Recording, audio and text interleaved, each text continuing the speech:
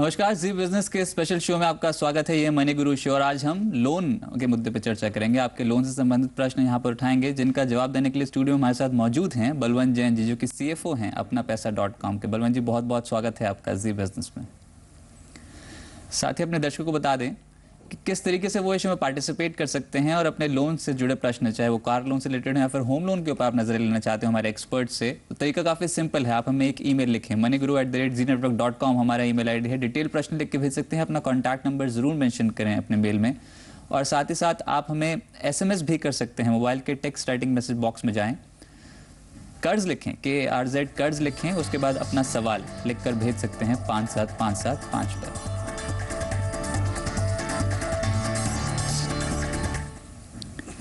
चलिए, अपना सवाल पूछने के लिए पहले कॉलर इस बीच हमारे साथ लाइन पे जुड़ चुके हैं और दर्शक जुड़े हैं। उनका नाम है अंकुर जी, कानपुर से हमारे साथ लाइन पे हैं। अंकुर जी नमस्कार, स्वागत है आपका जी बिजनेस में।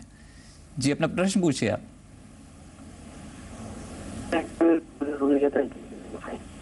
जी अंकुर जी, आप अपना प्रश्न पूछ सकते हैं। जी चलिए, लगता है नेटवर्क में थोड़ी प्रॉब्लम है, पर आपका प्रश्न ले लेते हैं। और आपने बताया कि मौजूदा जो आपका ऑटो लोन चल रहा है उसकी 3 किश्तें बाउंस हुई थी, लेकिन उन्हें चुका दिया गया है आपकी तरफ से, और अब आप नया लोन लेना चाहते हैं 3 लाख का कार लोन, और साथ ही साथ जिसके लिए आपने बैंक में संपर्क किया है और थोड़ी दिक्कत आ रही है, और क्रेडिट स्कोर कैसे सुधारें इसके ऊपर भी आप नजरिया लेना चाहते हैं। तो सवाल तो आपसे यही रहेगा यहाँ पर बलवंत जी कि इन्होंने जो लोन दिया था, एक तो इनको समय पे किस्तें चुकानी चाहिए थी, पर किसी कारणवश अगर ये किस्तें नहीं चुका पाए तो क्या कुछ ऐसी इनके पास विकल्प मौजूद है कि अगर उन्होंने अपने थोड़े दिनों बाद ही वो लोन चुका दिया तो यहाँ पर उनका क्रेडिट स्कोर पे ज़्यादा इम्पैक्ट नहीं पड़ेगा, और अगर पड़ेगा भी तो किस तरीके से सुधारा जा सकता है ताकि इनको अगला लोन लेने के लिए दिक्कत ना आए? देखिए, अंकुर जी का जो बता रहे हैं कि उनको नया लोन लेना है, तो नया जो लेंडर है उनको लोन देने के पहले है जो सिबिल है उससे इनका क्रेडिट रिपोर्ट और क्रेडिट स्कोर मंगवाएगा। तो अभी जैसे बताया आपने कि उन्होंने पुराने 3 कुछ EMI में डिले हो गया है। अगर वो डिले 7 दिन से ज़्यादा है तो वो रिपोर्ट किया होगा वो पुराने लेंडर ने इनको सिबिल को, तो वो इनकी क्रेडिट रिपोर्ट में और क्रेडिट रिपोर्ट में रिफ्लेक्ट होगा और उनका जो क्रेडिट स्कोर है उसको अफेक्ट करेगा। पर अगर उन्होंने जो डिले हुआ है अगर वो 7 दिन के अंदर अंदर है तो वो नॉर्मली इतना सीरियसली नहीं लेते हैं लेंडर, और जैसा बताया कि उन्होंने वो उसको पेमेंट बराबर कर दिया तो उसमें कोई प्रॉब्लम नहीं होगी। परंतु जैसे अगर डिले हो गया तो इनको जो रेट ऑफ इंटरेस्ट है वो अच्छे ढंग की नहीं मिलेगी, मतलब बैंक थोड़ा रिस्क कवर करने के लिए इनसे ज़्यादा चार्ज कर सकता है।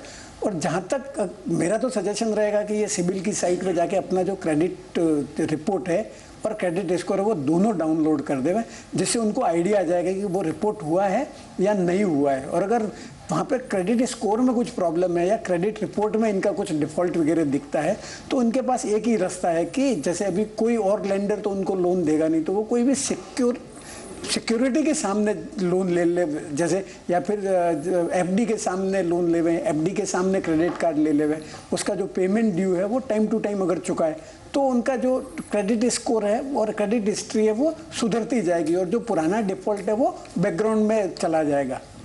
तो बलवंत जी, यहाँ पर क्रेडिट स्कोर सुधरने में वक्त बहुत ज़्यादा लगेगा और लोन की रिक्वायरमेंट इमीडिएट टर्म्स में हो सकती है, तो ऐसे मौके पे आप क्या सलाह देंगे? क्या यहाँ पर इनको इंतज़ार ही करना पड़ेगा, इसके अलावा कोई विकल्प है नहीं इनके पास? नहीं, अगर जैसे इनके अगल बगल में जैसे कोई कोऑपरेटिव बैंक हो या इनका किसी बैंक के जहाँ पे इनके एग्जिस्टिंग रिलेशनशिप है और बैंक वाला अगर उनके बिजनेस ट्रांजैक्शंस वगैरह को जानता है, उसके पास इनकी बिजनेस ट्रांजैक्शंस की हिस्ट्री है, तो वो शायद हो सकता है कि ये सिबिल में भी जो डिफॉल्ट दिख रहा है उसको भी इग्नोर करके भी इनको लोन दे सकता है। बाकी अगर उनको ड्यू कोर्स में अगर लोन चाहिए तो ये सिबिल का जो स्कोर और रिपोर्ट है वो सुधरने में कम से कम 3-4 साल लगेंगे। चलिए, इसी बीच हमारे साथ अगले दर्शक जुड़ चुके हैं और ये पुणे से जुड़े हैं हमारे साथ, तुषार जी। तुषार जी नमस्कार, स्वागत है आपका जी बिजनेस में। जी, लोन से संबंधित क्या प्रश्न पूछना चाहते हैं आप? सर, मैंने होम लोन लिया है LIC हाउसिंग फाइनेंस लिमिटेड से नवंबर 10 में। जी, फ्लोटिंग रेट ऑफ इंटरेस्ट था तब 8.75 था, बाद में अक्टूबर 11 में वो 11.9 हो गया, तो उसके बाद आज तक वो 11.9 है। तो मुझे ये पूछना था सर, अभी जस्ट लास्ट 1 ईयर में RBI बैंक ने कुछ रिवर्स रेपो रेट कम किया, तो बहुत सारे बैंकों ने होम लोन का रेट ऑफ इंटरेस्ट भी कम किया, लेकिन इस बैंक से हमें कुछ बेनिफिट आज तक कस्टमर को नहीं मिला है। तो इसके बारे में हम किस तरह से कस्टमर बैंक से बात करें या हमें क्या सोल्यूशन मिलेगा, हमें बेनिफिट हमें मिलना चाहिए। दूसरा पॉइंट था सर इसमें कि वो न्यू कस्टमर के लिए अलग रेट ऑफ इंटरेस्ट कम देते, 10.75 कुछ देते, लेकिन ओल्ड कस्टमर को उन्होंने वही रेट ऑफ इंटरेस्ट रखा है। तो ऐसा कुछ पॉलिसी कंपलसरी रहता है क्या उनका कि जिससे ओल्ड कस्टमर को कुछ बेनिफिट ही देते नहीं वो? और तीसरा मेरा ऐसा सवाल था सर कि अगर मुझे ट्रांसफर करना है किसी बैंक में, लाइक SBI, अगर मैं उधर होम लोन ट्रांसफर करना चाहता हूँ तो मेरे लिए बेनिफिट रहेगा क्या? अगर रहेगा तो मुझे क्या क्या पॉइंट का ख्याल रखना पड़ेगा जिस तरह से मैं उसे अच्छी तरह से कर सकता हूँ?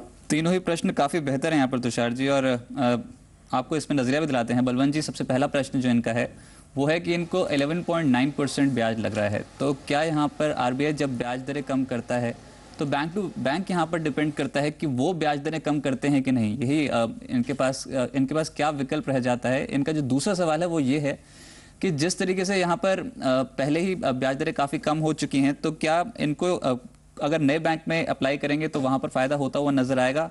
क्या इनको स्विच कर जाना चाहिए? और साथ ही साथ अब जब नए ग्राहक को बैंक कम ब्याज पर लोन दे सकता है तो पुराने ग्राहकों की तरफ यहाँ पर इतना नरमी क्यों नहीं दिखाता, वहाँ पर ज़्यादा ब्याज क्यों लेता है बैंक? इन तीनों ही प्रश्नों का जवाब कैसे देंगे? देखिए रजत जी, ऐसा है कि एक तो लोगों के दिमाग में भ्रम है, ये मिथ है कि जैसे ही RBI जो रेपो रेट या रिवर्स रेपो रेट कम करती है तो बैंक अपने आप ये इंटरेस्ट रेट कम कर देते हैं। वैसा नहीं है। बैंक्स जो हैं अभी जैसे मैंडेट है कि बैंक्स को अपनी जितनी भी लैंडिंग है वो उनकी बेस रेट से लिंक करके करनी चाहिए, और इन्होंने इनका जो लोन है वो हाउसिंग LIC हाउसिंग का है, वो RBI से गवर्न नहीं होती, उनको नेशनल हाउसिंग बैंक गवर्न करता है, और उनकी जो लैंडिंग है वो उसका जो रेफरेंस रेट है वो प्राइम लैंडिंग रेट है। तो प्राइम लैंडिंग रेट का उनका जो स्प्रेड होगा वो स्प्रेड, और बैंक ने अगर जो LIC हाउसिंग फाइनेंस ने प्राइम PLR अगर कम नहीं की है तो इनकी रेट ऑफ इंटरेस्ट कम नहीं होगी। परंतु जैसे हाउसिंग फाइनेंस कंपनी और बैंक दोनों में अगर तुलनात्मक रूप से देखें तो बैंक की जो रेट ऑफ इंटरेस्ट है वो RBI के जो चेंज ऑफ इंटरेस्ट के डायरेक्शन में मूव होती है, पर जो हाउसिंग फाइनेंस कंपनी है जो भी NBFC है वो उस डायरेक्शन में मूव नहीं होती है। ये तो हो गया एक पहला प्रश्न। एक प्रश्न उनका था कि इनको अगर शिफ्ट करना है तो क्या करना चाहिए। जैसे मेरे हिसाब से स्टेट बैंक अभी है ना फ्लोटिंग रेट पर 10-10% के आसपास में लोन देती है, तो इनका 11.9% के आसपास जैसे रेट ऑफ इंटरेस्ट है, तो इनको 0.5% के आसपास प्रोसेसिंग फीस लगेगी। और जैसे लोन इनका फ्लोटिंग रेट पे है तो न तो बैंक्स प्रीपेमेंट चार्ज ले सकती है और न ही housing finance company prepayment charge ले सकती है, क्योंकि NHB और RBI दोनों ने इंस्ट्रक्शंस दे दिए। तो इनका ज़्यादा से ज़्यादा जो कॉस्ट है वो 0.5% के आसपास में, और वो भी उसकी कैप है 10,000 से ज़्यादा की प्रोसेसिंग फीस नहीं लगेगी। और बहुत से बैंक ने तो प्रोसेसिंग फी भी वेव करने का अभी जैसे दिवाली की सीजन वगैरह है तो डिक्लेयर किया है। तो उनको मेरे हिसाब से उनको कोई भी बैंक में और प्रेफरेबली स्टेट बैंक में शिफ्ट कर देना चाहिए, पर शिफ्ट करने के पहले उनको ये बैंक से जरूर असर्टेन कर देना चाहिए कि उनकी जो प्रॉपर्टी है उस पर इनको लोन मिलेगा या नहीं मिलेगा। तीसरा उनका जो प्रश्न था कि ये बैंक्स जो है वो सेम रेट ऑफ इंटरेस्ट पे लोन नहीं देती है, तो वो जो बैंक जो लोन देती है वो रेफरेंस रेट होती है, बेस रेट है। बेस रेट से कम पे कभी भी बैंक लैंड नहीं कर सकती, ये RBI का इंस्ट्रक्शन है। तो जब भी लैंड करेगी तो वो बोरोर को बोलेगी या तो एट द मैक्स जो बेस रेट है बेस रेट पे लैंड करेगी, या बोलेगी बेस रेट पे 0.5%, बेस रेट प्लस 1%, 0.25%, तो उसको स्प्रेड बोलते हैं। तो बैंक है हर एक व्यक्ति को अलग अलग स्प्रेड देती है, उसकी जो क्रेडिट प्रोफाइल है या उसका जो लोन अमाउंट है उसके बेसिस पे। तो जरूरी नहीं कि सेम सब लोगों को सेम रेट ऑफ इंटरेस्ट मिलेगा। बलवंत जी, त्योहारी सीजन चल रहा है और त्योहारी सीजन में यहाँ पर एग्जिस्टिंग कस्टमर्स को यहाँ पर इतनी फैसिलिटी नहीं मिलती जितने कि नए ग्राहकों को मिलती है, और उसको लुभाने के लिए काफी नई स्कीम्स भी लॉन्च होती है। तो इनका सवाल उस पर ही था कि पुराने ग्राहक क्यों अनछूते रह जाते हैं और नए ग्राहकों को क्यों बैंक से यहाँ पर ज्यादा बेहतर रेट्स ऑफर करते हैं। वो तो सही बात है ना, नए कस्टमर अभी पुराना है उसको तो कौन केयर करता है, उनको मालूम है ये कहाँ जाने वाला है, क्योंकि जो लोन ट्रांसफर वगैरह की जो प्रोसेस है वो इतनी सरल नहीं है। तो जो नए ग्राहक है उनको लुभाने के लिए थोड़ी ज्यादा आकर्षक रेट ऑफर की जाती है। चलिए, इसी बीच अगले दर्शक भी हमारे साथ जुड़ चुके हैं बिहार से। नदीम जी इस समय हमारे साथ लाइन पे हैं। नदीम जी नमस्कार, स्वागत है आपका जी बिजनेस में। जी अपना प्रश्न पूछ सकते हैं आप। हेलो जी, अपना प्रश्न पूछिए, टीवी की वॉल्यूम म्यूट कर दीजिए। पूछ रही है कि जैसे हम लोग बैंक से फाइनेंस कराते हैं होम लोन लेते हैं, ठीक है जी, तो होम लोन भी होता है कि हमारे इधर बैंक का जो भी नियम है, जैसे कि 11%, 10.5% जो भी है लगते हैं, ठीक है, लेकिन बैंकों के नियम है कि फ्लैट भी चल रहे हैं। हेलो जी, आपका प्रश्न क्या है? हेलो जी नदीम जी, हम सुन पा रहे हैं आपको। आपने पूछा है कि बिल्डर फ्लोर आप खरीदना चाहते हैं लखनऊ के एरिया में। चलिए, लगता है यहाँ पर नेटवर्क में थोड़ी प्रॉब्लम हो रही है, पर फिर भी इनका जो प्रश्न आया था, बलवंत जी ने ये जानना चाहा कि 40 लाख का बिल्डर फ्लोर खरीदना चाहते हैं लखनऊ, इन्होंने मेंशन किया, और इन्होंने अपनी जो सालाना आय है वो लगभग 4.5 लाख रुपए मेंशन करी है। तो जानना चाहते हैं कि 75% कीमत क्या घर की फाइनेंस हो जाएगी? बिल्डर फ्लोर है तो यहाँ पर क्या बैंक कंफर्टेबल होगा लोन देने के लिए? ऑथराइज प्रॉपर्टी होना काफ़ी ज़रूरी है, और इनकी आय के मुताबिक क्या यहाँ पर आपको लगता है कि लोन फाइनेंस हो जाएगा? 40 लाख यहाँ पर कीमत बताई उन्होंने बिल्डर फ्लोर की। देखिए रजत जी, ऐसा है कि जो आपको कितना होम लोन मिलेगा वो दो चीज़ों पर निर्भर करता है। एक तो जो प्रॉपर्टी की वैल्यू है, और दूसरा आपकी इनकम कितनी है। प्रॉपर्टी की वैल्यू का तो जैसे आरबीआई ने इंस्ट्रक्शन दे दिए कि जो प्रॉपर्टी की वैल्यू है उससे 80% से ज़्यादा का लोन बैंक नहीं दे सकती, अनलेस कि अगर लोन की अमाउंट है वो 20 लाख से कम है। अगर 20 लाख से कम है तो वो 90% तक का भी लोन दे सकती है। इसमें भी जो स्टैम्प ड्यूटी और रजिस्ट्रेशन का पैसा है वो बैंक फंड नहीं कर सकती, तो उनको 20% तो जो कॉस्ट है उसकी प्रॉपर्टी की वो देनी पड़ेगी, और इसके अलावा स्टैम्प ड्यूटी और रजिस्ट्रेशन का उसका पूरा का पूरा पैसा इनको देना पड़ेगा। चलिए, तो स्टैम्प ड्यूटी, रजिस्ट्रेशन। और जहाँ तक दूसरा प्रश्न उनके इनकम के बेसिस पे, तो अगर आपके कैरियर के 20 साल बाकी है तो आपको 20 साल तक का लोन मिल सकता है। तो आपकी जो एनुअल इनकम है उसका 4-4.5 गुने के आसपास बैंक आपको लोन दे सकती है। तो जैसे इनकी, मैं समझ रहा हूँ इनकी इनकम 4.5 लाख के आसपास है, तो इनको 18 से 20 लाख के आसपास का लोन मिलेगा। तो जैसे इनकी प्रॉपर्टी वैसे 40 लाख की है, तो जैसे प्रॉपर्टी की वैल्यू के बेसिस पे अगर एलिजिबिलिटी निकाले तो 32 लाख आती है, परंतु चूंकि उनकी इनकम इतनी सफिशिएंट नहीं है तो इनको जो मैक्सिमम लोन है वो 20 लाख के आसपास ही मिलेगा, और बाकी का जैसे 20 लाख प्लस स्टैम्प ड्यूटी वगैरह वो उनको अपने सोर्स से फंड करनी पड़ेगी। चलिए, स्टैम्प ड्यूटी, रजिस्ट्रेशन चार्ज, ये आपको अलग से फंडिंग अपने आप से करनी होगी। आपकी प्रॉपर्टी 40 लाख की है तो 32 लाख तक का लोन अप्रूव हो सकता था, पर आपकी आय सपोर्ट नहीं कर रही है। 4.5 लाख रुपए सैलरी है तो 18 से 20 लाख रुपए तक का लोन आपको मिल सकता है। लोन की राशि बढ़ाने के लिए आप यहाँ पर जॉइंट होम लोन लेने का भी विचार कर सकते हैं। चलिए, इस नोट पे एक छोटे से ब्रेक ले रुकते हैं, जब लौटेंगे आप देखते रहिए मनी ग्रो।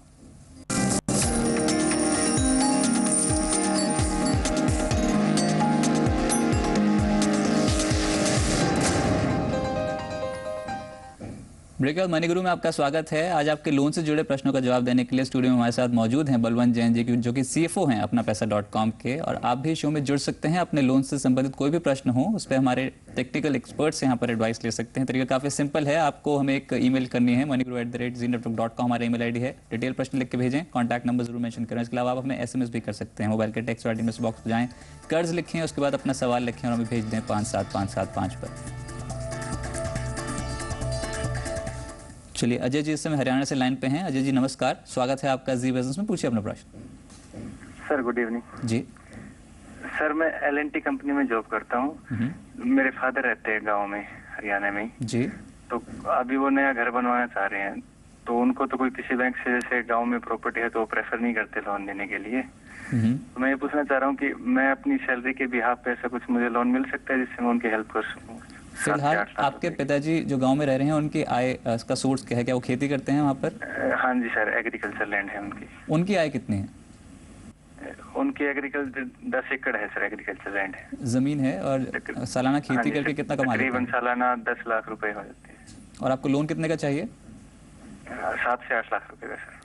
7 से 8 लाख रुपए का, और एग्रीकल्चर लैंड के ऊपर यहाँ पर कंस्ट्रक्शन करने के लिए लोन लेना चाहते हैं। तो बलवंत जी कैसे आगे बढ़ें? कृषि लोन लेके तो प्रायोरिटी सेक्टर में तो ऑब्वियसली है, पर क्या यहाँ पर बैंक कंफर्टेबल होगा एग्रीकल्चर लैंड पे लोन देने के लिए? और इनफैक्ट इनके पिताजी किसान हैं, तो क्या उनको उस जमीन पे यहाँ कंस्ट्रक्शन करने के लिए बैंक कंफर्टेबल होगा लोन देने के लिए?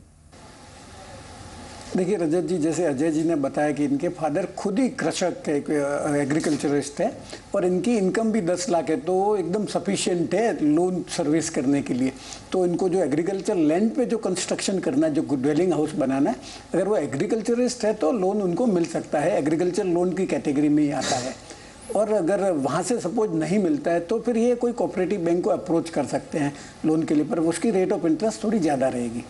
पर बलवंत जी जैसे उन्होंने बताया कि एक खुद निजी कंपनी में काम करते हैं, तो बैंक इनकी सैलरी तो कंसिडर करेगा ही नहीं यहाँ पर लोन देने के लिए।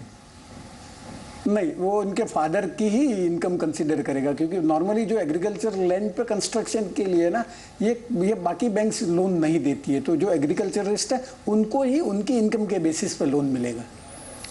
चलिए अगला प्रश्न उठाते हैं, और ये आगरा से प्रश्न है विनीत जी का, ईमेल के जरिए प्रश्न आया है और नया कारोबार शुरू करना चाहते हैं। ये एक गारमेंट का बिजनेस यहाँ पर शुरू करना चाहते हैं और उसके लिए लोन लेना चाहते हैं, और सलाह आपसे लेना चाहते हैं कि अगर बैंक में लोन के लिए अप्लाई करें तो उसकी प्रक्रिया क्या होगी, क्या विकल्प इनके पास खुले हैं। हालांकि उन्होंने अपना मेंशन नहीं किया कि इसका एक्सपीरियंस इन्हें है कि नहीं बिजनेस का, पर ओवरऑल क्या कुछ ऐसी स्कीम सरकार की तरफ से या सरकारी बैंकों की तरफ से है जो नए कारोबारियों के लिए हो, और ये गारमेंट्स का बिजनेस किस तरीके से शुरू कर सकते हैं।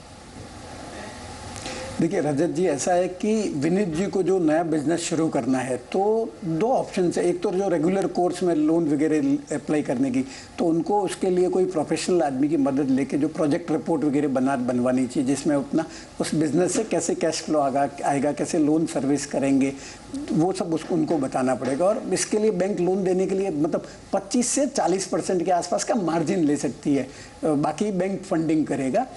और इसके अलावा अगर जैसे बैंक ऐसा लोन देने में इनसे कोलेट्रल वगैरह भी मांग सकती है, परंतु दूसरा ऑप्शन है जैसे जो एसएमई के लिए गवर्नमेंट की स्कीम है, गवर्नमेंट की एक सीटीजी एसएमई भी है जो फंड है, गारंटी फंड है लोन के लिए। तो उसमें क्या है कि 1 करोड़ रुपए तक का लोन जो बैंक देती है एसएमई को, उस पर 75% का जो है वो गारंटी वो इस ट्रस्ट फंड से मिलता है।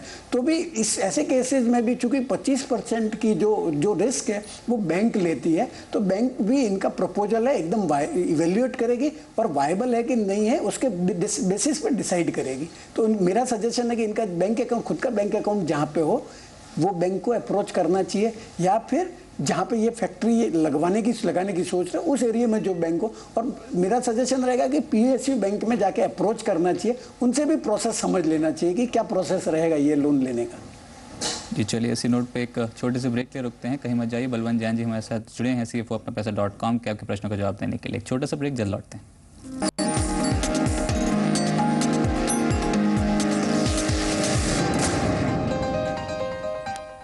ब्रेकर मनी गुरु में आपका स्वागत है। अगर आपको भी लोन से संबंधित कोई प्रश्न पूछना है और इस शो में ज्वाइन होना है तो तरीका काफ़ी सिंपल है, हमें मेल लिखें, moneygrow@zenetwork.com हमारा मेल आईडी है, डिटेल प्रश्न लिख के भेज सकते हैं। और इसके अलावा हमें SMS भी कर सकते हैं, मोबाइल के टेक्स्ट राइटिंग मैसेज बॉक्स में जाकर कर्ज लिखकर अपना सवाल हमें भेज सकते हैं 57575 पर। चलिए अगले प्रश्न की ओर बढ़ते हैं, और दुष्यंत कुमार जी से हरियाणा से हमारे साथ लाइन पे हैं। दुष्यंत जी नमस्कार, स्वागत है आपका जी बिजनेस में, पूछ सकते हैं अपना प्रश्न।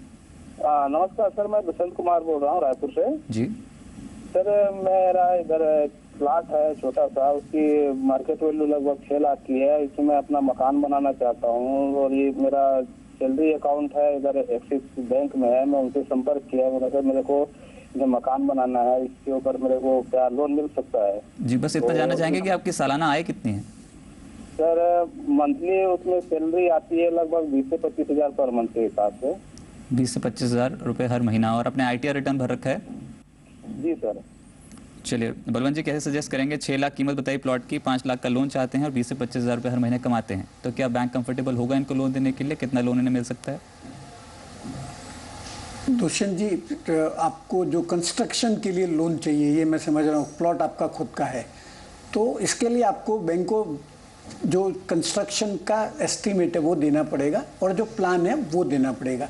इसके अलावा आपको बैंक से जो जैसे जैसे कंस्ट्रक्शन कंप्लीट होगा वैसे रिपोर्ट देनी पड़ेगी।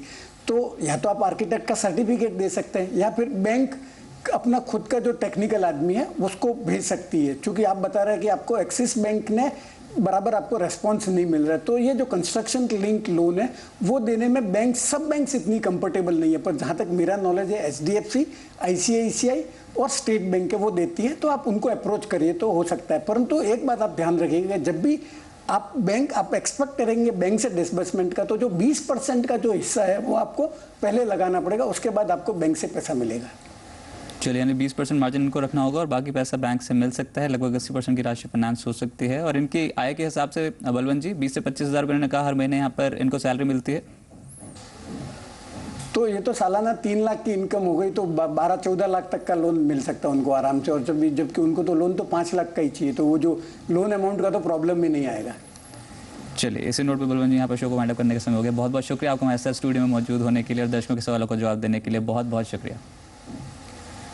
फिलहाल मनी ग्रुप से इतना ही। आप देखते रहिए जी बिजनेस, आपका फायदा। नमस्कार।